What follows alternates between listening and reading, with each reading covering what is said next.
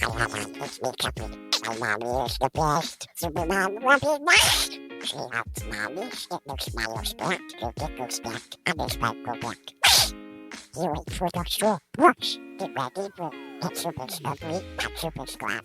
Welcome to Healing for the Soul podcast, with this being season number 6, episode number 5. If you are ever looking for a virtual assistant who can edit your social media content, grow your social medias, book clients, and much more that all businesses require, I highly recommend Sphere Rocket for all your virtual assistant needs. The link to Sphere Rocket is at the bottom of this episode. Before we get started, I'm your host, Robin Stoltman, and remember, every week, I feature different guests to help you become the best version of yourself through methods you may not have heard of or thought of. Now, today, I have my guest, Beatty thank you, Beatty Carmichael. We've been great friends for years, you can tell. Yes. Who is the author of the Prayer of Freedom, a science-based prayer method that helps people break free from doctors that often can't, like chronic pain, anxiety, addiction, emotional trauma, even bipolar disorder. He teaches this method at one of the largest addiction recovery centers in the U.S., where nearly 9 out of 10 women who complete his class walk away free. No more pain, no more medication, no more addiction urges. And the surprising part, many experience complete breakthrough in just days. Beatty? Thank you so much, Beatty. Uncovered. You can call me anything you want. I'm good with it. I'll just call you sweetie. It's closer. Hey, that's perfect, Susan. Not Robin. Uncovered is that what many of the things we struggle with have spiritual roots, not just physical causes. But when you apply specific spiritual laws, those roots can be removed and the torment disappears. Today, he'll reveal the hidden reason why most people stay stuck, then walk us through the simple 3-step prayer approach that's brought real, lasting healing to hundreds, even when nothing else has worked. Let's get started. Thank you so much for being here on our show today with our audience. Well, you're welcome, and thank you for having me on. This will be fun, and love to share what I'm learning and how to get free of all kinds of things. Well, I'm excited for this, and I'm sorry I butchered your name a couple times. I'm sure it's not the first time. Well, it's interesting because Beatty is how most people pronounce it in England, and Beatty is how we pronounce. We always push back against the English because we rebelled years back, and so we always rebel. So it's actually any way you pronounce it is technically correct.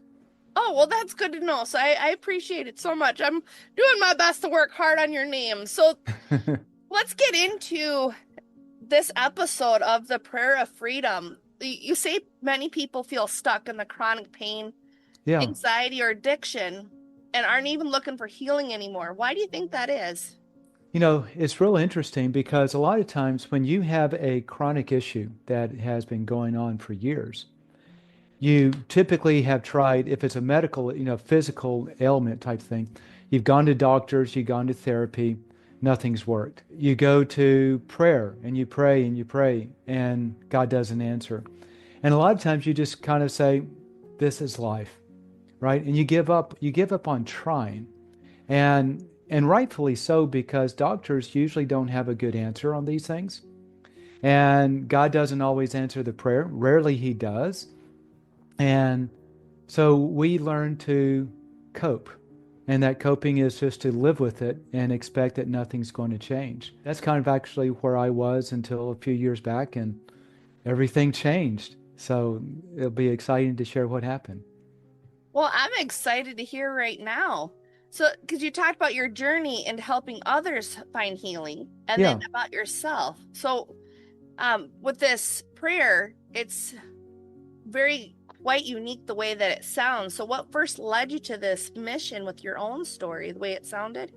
Yeah, it's interesting. So I come from a line of 7 generations of medical doctors. And rather than going into medicine, I actually went into business. I didn't want anything to do with medicine. And then about 9 years ago, God pulled me back towards healing. But, I started to see people, they're stuck in chronic pain. They're stuck in anxiety, depression, bipolar disorder, trauma, addiction, whatever it is. And as you mentioned, they tried everything, medicine and therapy, nothing worked. They felt hopeless. And then what started to happen, I started to think, you know, medicine and therapy have been around for a while. They're going at it from the physical side of things. And I wondered if maybe the issue was on the spiritual side. So realized if medicine couldn't fix it, then the answer had to be somewhere else. So I started looking into spiritual laws, and not religion, okay, but using a scientific approach to prayer to access spiritual laws that ancient religious texts talked about and that we could apply and test. And what I started to find, Robin, was pretty startling. I found that most of our physical infirmities are not physical at all. They're spiritual. It's a spiritual infirmity that starts on the spiritual side of us, and then it manifests into the physical side of us as a physical issue. And that's why medical science hasn't been all that effective, because they're looking at it as a physical issue and they can't figure it out. But if you just go to the other side of the coin, most of us, we're both physical and spiritual. Most people have a spirituality that they recognize. And I find that when you remove the spiritual root, then the physical issue just disappears really, really quickly. I would agree with you, because that's just like with the hypnosis part. You're removing it's not like the mind-body connection, but it's if you remove the mind part of it, why you've got that problem, that subconscious level, it takes it away. But I do agree with you on the spiritual level, because that is the area that's still, even with hypnosis, you're still leaving out the spiritual aspect of it, because we are spiritual. And that's one of the things that I've been finding as I've been reading my Bible. I'm like, so I'm very curious about these spiritual laws that you had mentioned. All right. So I'm like, I find a few of them when I can, but you can't deny that they don't exist, because it's kind of like gravity. You can deny that gravity doesn't exist, but it still exists. It still exists. And that's the whole idea about a law, is it exists whether you really believe it does or not.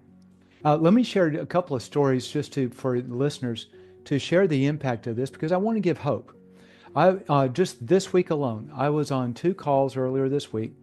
One guy, he actually moved here from England, so he was pronouncing me Beatty. I said, yep, that's a good English way to pronounce it. And he'd been suffering with anxiety since he was 15 years old. He's now 41. And it's always there. And so I led him through this. Now, he's tried everything. Nothing's worked. I was even talking to a psychotherapist, and she said, you can't get rid of anxiety fast, because you just can't do it. And I said, well, I routinely see it go in minutes. And so on this call, I said, let me role play this with you. And in 5 minutes, his anxiety was gone. I was asking him, when was the last time you had no anxiety?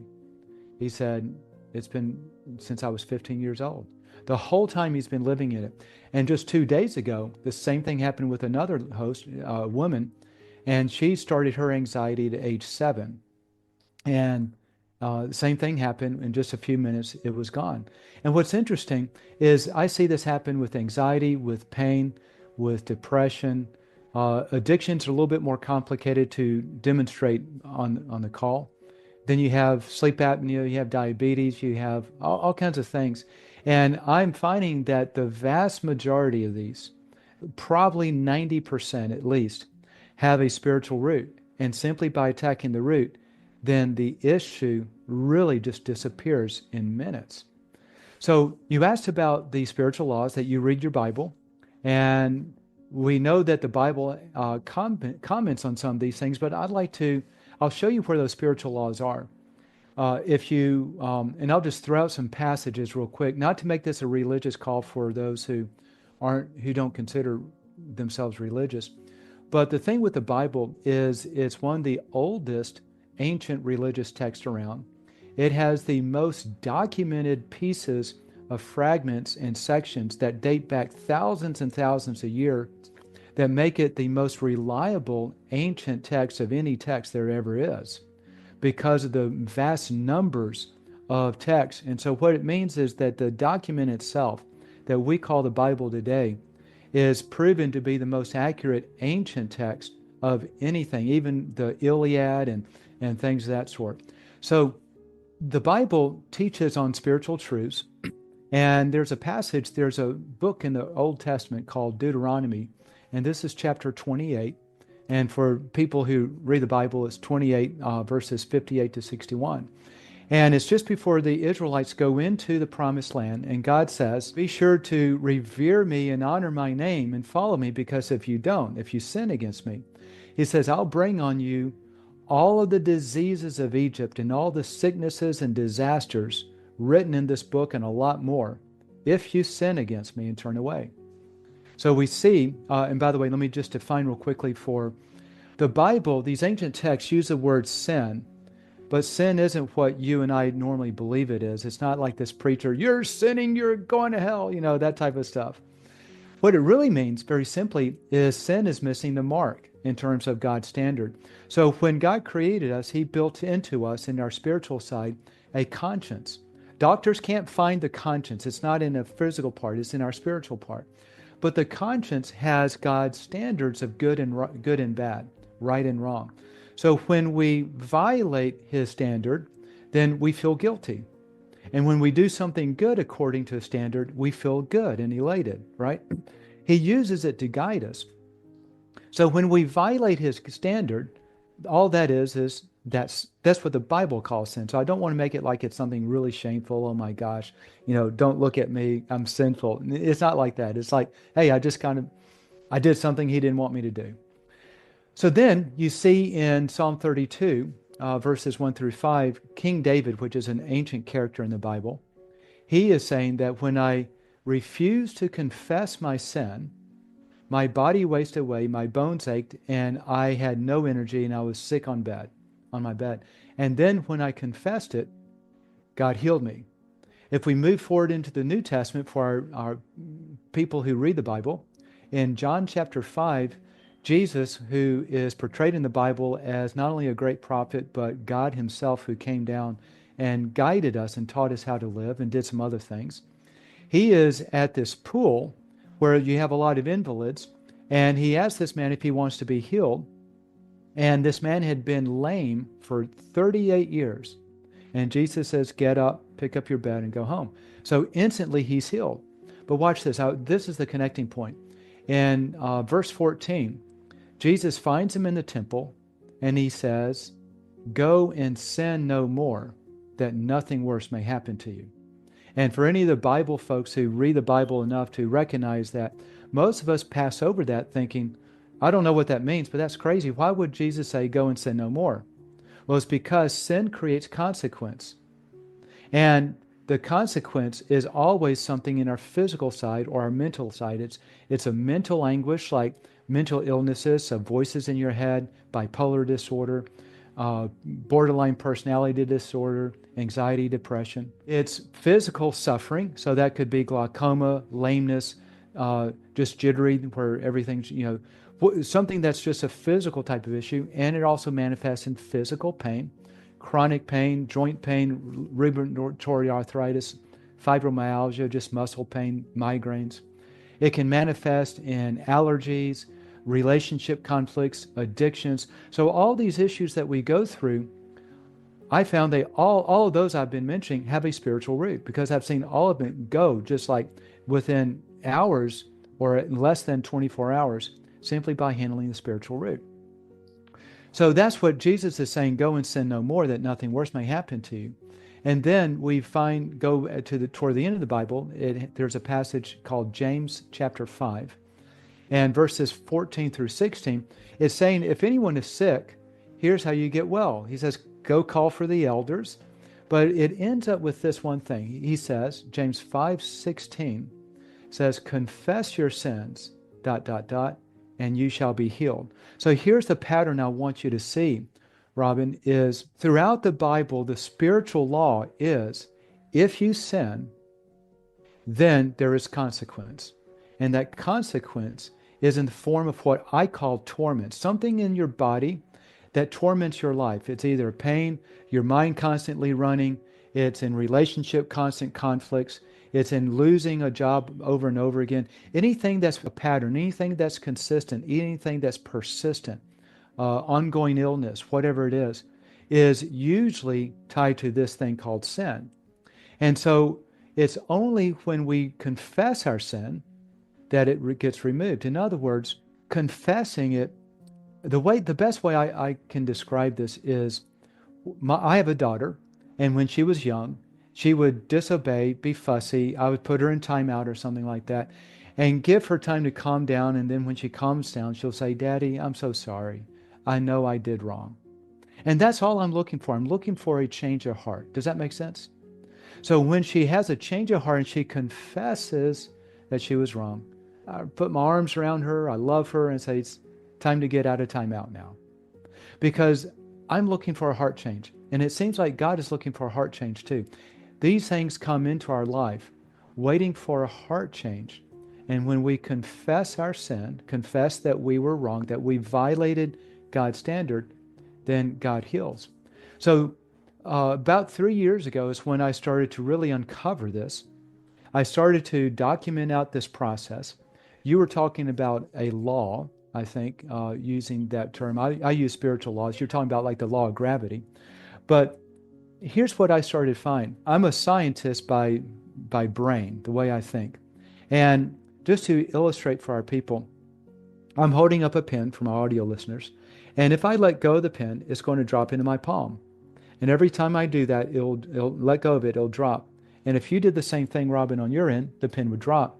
So now, using empirical data, research-backed data, we can prove the existence of a physical law that we call gravity. And just as you said, doesn't matter if you believe in it or not, it still exists because it's a law. So I started to do the same thing in the spiritual realm. I started to test these different things. And using research-based prayer, where I pray a specific way or guide people to pray a specific way, and then measure the outcome, I'm finding that when they pray a certain pattern of prayer, then the outcome is highly consistent to the tune of about 90%. So I'm able to use empirical data and prove the existence of these laws. And even though it's spiritual, it's not religious. Most people I've worked with, they wouldn't claim that they are religious. They claim they're spiritual. Even some of them may not even be spiritual. But it doesn't matter, because the label of religion or the label of spirituality says, I believe a certain way. But a law says it doesn't matter which way you believe, the law still exists and it still works. And that's what I'm finding. I then wrote this book called The Prayer of Freedom, and people can get it at theprayerfreedombook.com. But I outlined this and mapped out this pattern of how do you pray specifically. In the back of the book, I created a worksheet because I've identified 18 areas where we violate God's standards, from little things to big things. And what I'm doing at this Addiction Recovery Center, and this is the really cool thing, it's one of the largest addiction recovery centers in America. It houses over 500 women. My class is the favorite because for every 20 women who come into my class, nearly 18 of them leave with no addictions. That means their addiction urges for alcohol, for drugs, sex, pornography, gone. They leave with no chronic pain, no RSD, no joint pain, no chronic pain anywhere. It's just all gone. They leave with no mental illnesses. I remember one of the ladies, she was saying she was on, she had been raped at 4 or 5 years old by her dad or by her uncle. Lots of trauma. She's had deep anxiety. She was on 400 milligrams of Seroquel a day, 200 in the morning, 200 at night, just to calm her down. And for people who know it, I don't know what I'm talking about. I'm just saying words. But for anyone who understands that drug, that's a lot. I mean, it was a really heavy dose. She was on Bispiron, I think it is, and Zoloft. And after going through this process, she woke up literally the next morning completely free. The psychiatrist said, hey, you don't need medicines anymore. So what I did, what I'm doing at the clinic, at the recovery center, is I'm simply giving them my book. I'm not praying for them. I'm not praying with them. I'm not guiding them. I simply give them space to do the worksheet in the back and then go through the prayer process that I've been able to identify as the way to approach this God of the universe and simply how to confess these things. And it's all leaving. It's literally, they're all gone. In fact, let me just read you one story just to share. Comes from one of the ladies there at the center, and this is what she wrote. Her name is Catherine, and she said, I want to thank you for the prayer of freedom. It has changed my life. Growing up, my relationship with my mom was really tough. She was abusive, and she and my stepdad would drink and get into lots of fights. By the time I was in 7th grade, she said she didn't want anything to do with me and left. That's when life began spiraling downward. By 16 years old, I was having sex with lots of boys and started getting into drugs. That was just over 10 years ago. Before doing this prayer, I was addicted to heroin and fentanyl and meth. I had a lot of worry and stress and anxiety. On a scale of 1 to 10, they were probably an 8. I've had constant allergies and sinus headaches for years, migraines 5 out of 7 days a week, and a super heavy feeling like I was carrying around an overweight backpack every day. Life has really been difficult. Let me just pause. This is standard for an addict. All kinds of addictions, all kinds of chronic pain, all kind of stress, all kind of mental issues. I mean, it's just deep stuff. And this is the typical response that I see. But the prayer of freedom and repenting changed everything. Literally, everything is gone. No more sinus issues, all gone. No more headaches and migraines, all gone. No more heaviness, it's all gone. No more anxiety or stress or worries. Literally, on a scale of 1 to 10, they've all gone to 0. Even my addictions have gone down to 0. I don't want drugs anymore. I have no urges for them anymore. And even the thought of any drug disgusts me. It's all gone. That's amazing. Isn't that amazing? That is. Well, I was thinking, would this still apply to like other issues? Like, for example, like prosperity issues. Yep. Like, like when it comes to finances, because one of those things that I'm finding is I'm thinking it's spiritual. Like you can do so much with the mind and so much with the body. You can do so much with your habits, behaviors. But sometimes it's like, I still think that there's the spiritual root of it, because I know like where I've been reading different parts in the Bible, it does talk about like the generational trauma, the generational problems. And I'm like, where I'm at is I think a lot of these other issues that don't even appear to be mine, it's like, I think it has to come to generations before me. So what about people like that may be experiencing the exact same? I had that same thing. It doesn't thing. seem like it's me. Yeah. So let me give you now kind of what I've identified as going on. This is all based on the spiritual laws that I found in the Bible, and then I started testing it. When we violate God's standard, it opens a door. I'll call it a legal right, because when you're dealing with laws, you're dealing with legality. So when you break a law, then there's a legal issue that has now occurred. And this legal right gives a spirit a right to come in and bring torment into your life. So I call them tormenting spirits. Some people more on the New Age or just spiritual side of things as opposed to religious will know these very same things of spirits, and they'll call them energy. They'll call them vibration. They'll call them light and dark, okay? High vibration, low vibration, high energy, low energy. I call them spirits because that's what the Bible calls them. And I've identified 3 types of spirits, 3 categories. They all do the same thing. They're all tied to bringing torment into our life for the purpose of us confessing that we were wrong, and then they leave. And I know that's the purpose, because when you confess that you're wrong, they leave. So they must only be there for that purpose. And it's sort of like God disciplining us. How does God discipline us? He brings uncomfortableness into our life until we correct our ways, and then it leaves. The same way we discipline our children. It's a complete mirror. So these 3 types of spirits, one is called an amplifying spirit. So the way this works is, let's say I blow up in anger, then I receive a spirit of anger or an energy source of anger for those for that terminology. But what it does is it amplifies anger in my life, and now I'm always angry. And the least little thing, I just blow up, and I don't know why I'm angry, and I'm just angry, and I wish I could stop it, but I can't. Why? Because now I've got a spirit that's amplifying anger because I blew up and I didn't tell God, I didn't say, I didn't confess that I was wrong. I could just say, well, I'm not going to confess my sin. Just like King David did in Psalm 32. And then when you don't confess, then it says God was disciplining me. So amplifying spirits, if I start to get drunk or start to take drugs, I get a spirit of addiction. If I start looking at pornography, I can get a spirit of pornography and lust. If I get really afraid or fearful, a spirit of fear. Almost anything that is a negative emotion or negative behavior, if I do that and violate God's standard and don't confess that I was wrong, it opens up a doorway, a legal right for a spirit of that emotion or behavior to now amplify it. And that's why you can't get rid of it, because it's a spiritual issue. It's not a physical issue, okay? Then you have a second type of spirit I call an infirmity spirit.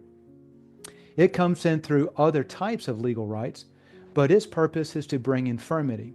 This is where you have chronic pain. Like you have a friend of mine had a football injury in college, hurt his hip, and he's now my age. So 35 years he was in excruciating pain. Last several years he was on a crutch.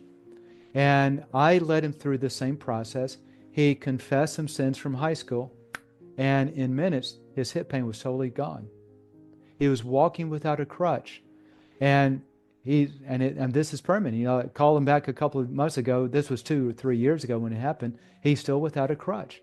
So when you have chronic pain, chronic sickness, a lot of times it's an infirmity spirit that's there because we did something violating that standard. And then this gets to what you're talking about. I call it a demonic spirit. And a demonic spirit is different than the amplifying spirit and infirmity spirits. Those first two categories of spirits tend to be very benign. They have a single purpose and a single mission when we let them in through a single act of some violation of God's standard. But when we do something worse, something that God says, that's really violating my standard, then it brings in the door for what I call a demonic spirit. We see this passage in Ephesians 6:12. In the Living Bible version, it says that we do not wrestle against people of flesh and blood, but against persons without bodies. So this is now the spiritual warfare side of things. And a demonic spirit is a person without a body. Let me see if this makes sense. Robin, you and I are people, and we're spiritual. We have a soul, and we have a physical body. Our soul is our mind, will, and emotions, our memory. It's all of who we are. Our physical body is just the container that we operate in this earthly realm with, okay? Yeah. So a demonic spirit is a soul without a body. That's all it is. Except it is an evil spirit that all it wants to do is destroy. So what happened with me, and I see this happen with lots of people, when there's some sort of violation of God's standard that's tied to enriching yourself at someone else's expense or enriching yourself by doing something wrong, it can allow a spirit to come in that torments you on that same category by sucking away all your money and keeping you poor, a spirit of poverty, as you may call it. What happened with me, I couldn't figure it out. My business was constantly being hammered over and over and over again. In fact, watch this. You need to look for patterns. I was trying to hire one sales rep. In 2 years, I hired 30 individual sales reps. And the pattern was this. Within 2 weeks of them starting to 2 weeks of them having started, 100% of the time, something happened in their personal life that forced them to have to leave my employment. So I'd have to go back and hire again. And it's beyond coincidence. It was 100% of the time the same pattern. I finally got someone who could help me, and they could look into the spiritual side of life. And they found one of these demonic spirits coming down my bloodline, because many years back, and she knew nothing about this of my heritage, many years back, one of my ancestors was a great big plantation slave owner. And so now you're enslaving people to enrich yourself off of the backs of someone that's been stolen. God says that's a big no-no. So now you have a spirit of poverty coming down to destroy the money because it was a sin of money. Does that make sense? That 100% makes sense. Yeah. That's like, I'm realizing stuff within my own family that's generational, and I'm just like, this is all true. Like, I'm finding it in the Bible, and it's just amazing. And I'm also wondering at the same time, is this very similar to forgiveness as well? Yes. So forgiveness is the number one typical unrepented sin. It probably, I've seen, watch this, simply by someone forgiving, I've seen legally blind eyes instantly become clear focus. I've seen sciatica instantly leave. When I say instant, I'm saying like within 3 or 4 minutes. I've seen foot pain go. I have seen headaches and migraines leave. I've seen eczema disappear instantly off the skin. And I've even seen surgery trauma where they've just come out of surgery having set broken bones. And I've seen all that heal and they get full motion and no pain within 4 weeks after post-surgery. I've seen all kinds of things simply from forgiveness. So unforgiveness is a huge issue. Unforgiveness is just one of these 18 different categories of where these violations of God's standards occur. Well, that's what I was wondering, because as you were talking, because that's one of the things that I recently, like, I forgave people in the past for things. Yeah. But I'm just like, there's a lot of people who are so-called Christians that say that they'll never forgive somebody. But it's like, as I'm reading, I'm like, well, if you want to be forgiven by God, you have to be willing to forgive. And there's a lot of people that won't forgive. And I've been working on it myself, doing it for myself, just saying, you know what, I forgive myself. Yeah. And so I'm listening to your method. I'm like, I want to get your book just to, Yeah. just to be able to help this, because that's what I'm thinking. I'm like, how many people that this could help the more that they know about your book?